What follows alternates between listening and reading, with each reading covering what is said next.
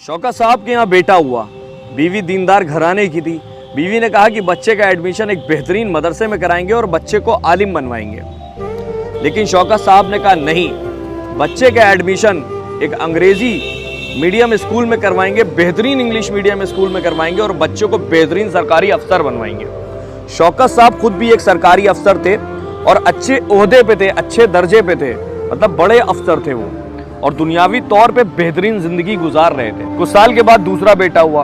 बीवी ने फिर जिद की कि इस बार बच्चे को आलिम बनवाते हैं, उसका एडमिशन मदरसे में करवाते हैं। लेकिन शौकत साहब की वही जिद कि नहीं, बच्चा एक बड़ा सरकारी अफसर बनेगा और इंग्लिश मीडियम में उसका दाखिला होगा, एडमिशन होगा। कुछ साल के बाद तीसरा बेटा फिर हुआ। इस बार शौकत साहब की बीवी ने बहुत जिद कर ली और यहाँ तक के कह डाला कि दुनिया के लिए तो बहुत कुछ जमा कर लिया है, आखिरत की भी सोच लो। मगर इस बार भी शौकत साहब नहीं माने। अल्लाह ने कुछ साल के बाद फिर चौथा बेटा भी दिया। इस बार शौकत साहब की बीवी ने फिर कहा और बहुत जिद की। इस बार शौकत साहब को झुकना पड़ा और शौकत साहब मान गए।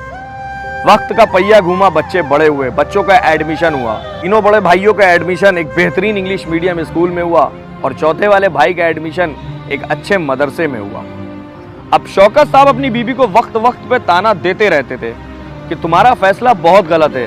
देखना कल को जब बच्चे बड़े हो जाएंगे, जब मेरे तीनों बेटे बेहतरीन अफसर बनेंगे और छोटा वाला आलिम बनेगा, तब तुम पछताओगी। क्योंकि जो बड़े वाले बेटे हैं ना, उनकी जो सैलरी होगी ना, जो हफ्ते भर की उनकी सैलरी होगी, वो तुम्हारे छोटे बेटे की एक महीने की सैलरी के बराबर भी नहीं होगी। लेकिन शौकत साहब की बीवी कहने लगी कोई बात नहीं, मैं वक्त आने पे आपको ये एहसास दिला दूंगी कि मेरा फैसला कितना सही है और आपका फैसला कितना गलत। शौकत साहब मुंह बनाए और चले गए।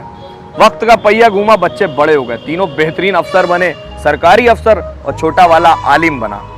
अब शौकत साहब एक दिन आए और कहने लगे मुझे पता है कि तुम अपने फैसले पे बहुत पछतावा कर रही होगी, लेकिन अब कर भी क्या सकते हैं। तो शौकत साहब की बीवी मुस्कुराने लगी और कहने लगी अब वो वक्त आ गया है, मैं आपको दिखाऊंगी कि मेरा फैसला कितना सही है। एक दिन शाम में शौकत साहब की बीवी ने शौकत साहब को बुलाया और उनसे कहने लगी कि आप जाके पीछे वाले कमरे में छुप जाइए, आज मैं आपको दिखाती हूँ कि मेरा फैसला कितना सही था। शौकत साहब की बीवी ने वैसे ही किया, उनके शौहर जाके पीछे छुप गए और शौकत साहब की बीवी ने अपने रुबट्टे को, अपने कपड़ों को थोड़ा सा फाड़ा, अपने चेहरे पे थोड़ा सा लाल कलर का कुछ मेकअप टाइप का किया जिससे लगे कि किसी ने मारा हो, थोड़े से आंसू आंसू बहाए। बड़े बेटे की एंट्री होती है। अपनी अम्मा की ऐसी हालत देख के वो दौड़ के आता है कि अम्मी अम्मी क्या हो गया। तो अम्मी कहने लगी बेटा आज तुम्हारे अब्बू ने मेरे ऊपर हाथ उठाया। वो लड़का गुस्से में, क्या कह रही हैं आप, पापा ने ऐसा किया, बुढ़ा पगला गया है, उसका दिमाग खराब हो गया है, इस उम्र में ऐसी हरकतें। और ये कहते हुए अपने कमरे में जाने लगा और कहने लगा कि अब्बा आ जाए तो मुझे बुलाइएगा, आज मैं उनकी क्लास लेता हूँ। अंदर शौकत साहब सब सुन रहे हैं, उनके पैरों के नीचे से जैसे मानो जमीन ही खिसक गई हो ये अल्फाज सुनने के बाद। कुछ देर के बाद दूसरा बेटा आया। अपनी अम्मी को ऐसी हालत में देख के वो भी दौड़ता हुआ आया। उसने पूछा अम्मी क्या हुआ। तो अम्मी ने कहा कि बेटा तुम्हारे अब्बू ने मेरे ऊपर हाथ उठाया।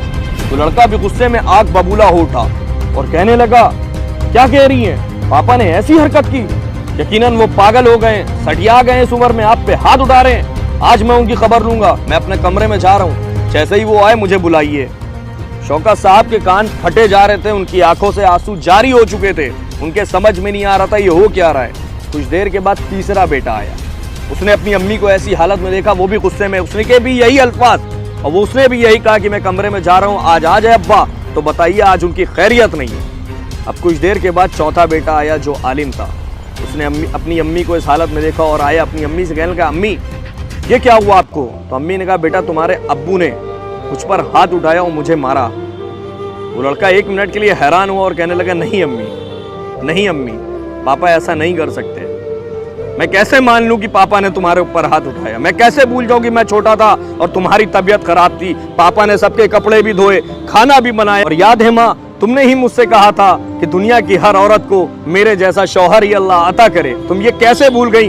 हो सकता है कि पापा को आज कोई टेंशन हो सकता है कि तुमने उन्हें गुस्सा दिला दिया हो सकता है कि उनका हाथ तुम्हारे ऊपर उठ गया हो, लेकिन माँ ये मत भूलो वो तुम्हारे शौहर हैं, उनका हक है तुम्हारे ऊपर। अगर आज उन्होंने गलती से तुम्हारे ऊपर हाथ उठा लिया तो उन्होंने तुमसे बेनतिया मोहब्बत की है, जाने दो माँ, पापा को माफ कर दो।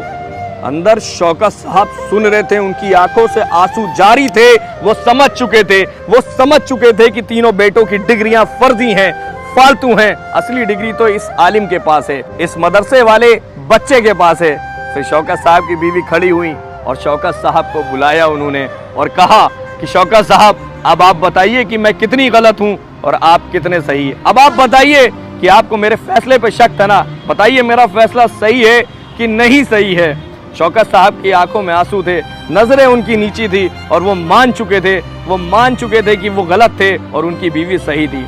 इस कहानी का मकसद किसी भी पढ़ाई को बुरा कहना नहीं है। इस कहानी का मकसद सिर्फ इतना है कि माँ बाप के हक, माँ बाप के हुकूक जो बच्चा कुरान से, मदरसे से सीख सकता है, वो इंग्लिश मीडियम पढ़ाई से नहीं सीख सकता। बेशक आप अपने बच्चों को इंग्लिश मीडियम स्कूल में पढ़वाइए, मगर साथ में मदरसे की पढ़ाई भी ज़रूर करवाइए, हाफिज़ आलिम भी ज़रूर बनवाइए। अगर आपको ये कहानी, ये किस्सा पसंद आया हो तो मेरे चैनल को ज़रूर सब्सक्राइब कीजिए दोस्तों।